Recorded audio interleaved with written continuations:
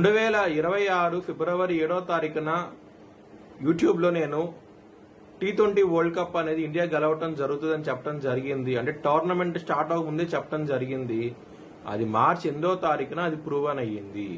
ఇది యూట్యూబ్ ఛానల్లో పెట్టడం జరిగింది. వార ఫలాల్లో పెట్టాను కూడాను. మీకు కింద డిస్క్రిప్షన్లో లింక్ ఉంటుంది. నిజమా కాదా అనుకుంటే కనుక లింక్ ఓపెన్ చేసి చూడండి. జై శ్రీరామ్. 2022 నుంచి 2026 మార్చి వరకు మొత్తం 20 ప్రెడిక్షన్స్ అనేవి ప్రూవెన్ అయ్యాయి. అవన్నీ కింద డిస్క్రిప్షన్ లో ఇవ్వడం జరుగుతోంది. ఇది నిజమా కాదా అనుకుంటే కింద డిస్క్రిప్షన్ లో లింక్స్ ఓపెన్ చేసి చూడండి. నిజమైతేనే నా ఛానల్ ని సబ్స్క్రైబ్ చేసుకోండి. కుంభరాశికి అధిపతి శని. కుంభరాశిలో ధనిష్ట 3-4 పాదాలు, శతభిషం 4 పాదాలు, పూర్వభాద్ర 1, 2, 3 పాదాలు ఉంటాయి.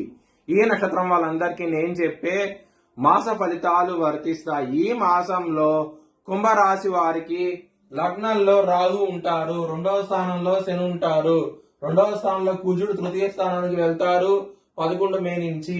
రవి 3వ స్థానం నుంచి 4వ స్థానానికి వెళ్తారు 15 మే నుంచి. బుధుడు మీకు తృతీయ స్థానం నుంచి 15 మే నుంచి 4వ స్థానానికి వెళ్లి మరియు మళ్ళీ ఈ మాసంలో 15 మే నుంచి మళ్ళీ ఆయన పంచమ స్థానానికి వెళ్తారు. అంటే మిథున రాశికి వెళ్తున్నారు. చాలా బలంగా ఉంటారు మిథున రాశిలో బుధుడు. గురువు మీకు పంచమ స్థానంలో ఉంటారు. శుక్రుడు 4వ స్థానం నుంచి పంచమ స్థానానికి వెళ్తారు 15 మే నుంచి. కేతువు సప్తమంలో ఉంటారు. ఇది గ్రహస్థితి. కుంభరాశి వారికి ఇలనాటి శని నడుస్తోంది. చాలా చాలా జాగ్రత్తగా ఉండండి. సమస్యలు అనేవి చాలా అధికంగా ఉంటాయి. ఇబ్బందులు అనేవి ఎక్కువగా ఉంటాయి. చాలా జాగ్రత్త తీసుకోండి. ఈ మాసం అనేది 2వ స్థానంలో శని కుజులున్నారు. ఇద్దరు బద్ధ శత్రువులు. దాని మూలంగా సమస్యలు వచ్చే అవకాశం ఉంటది. కుటుంబ పరంగా ధన పరంగా ఈ మాసం అనేది అంత అనుకూలంగా ఉండదు.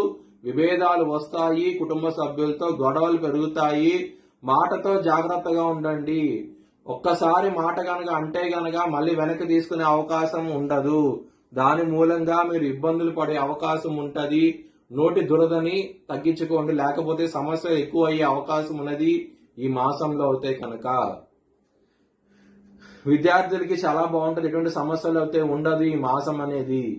లవర్స్ కి చాలా బాగుంటది. పంచంలో గురు శుక్రులు ఉంటారు కాబట్టి చాలా బాగుంటది ఈ మాసం అనేది. హెల్త్ పరంగా చాలా బాగుంటది. శత్రువులు అనే వాళ్ళు చాలా తక్కువగా ఉంటారు ఈ మాసం అనేది.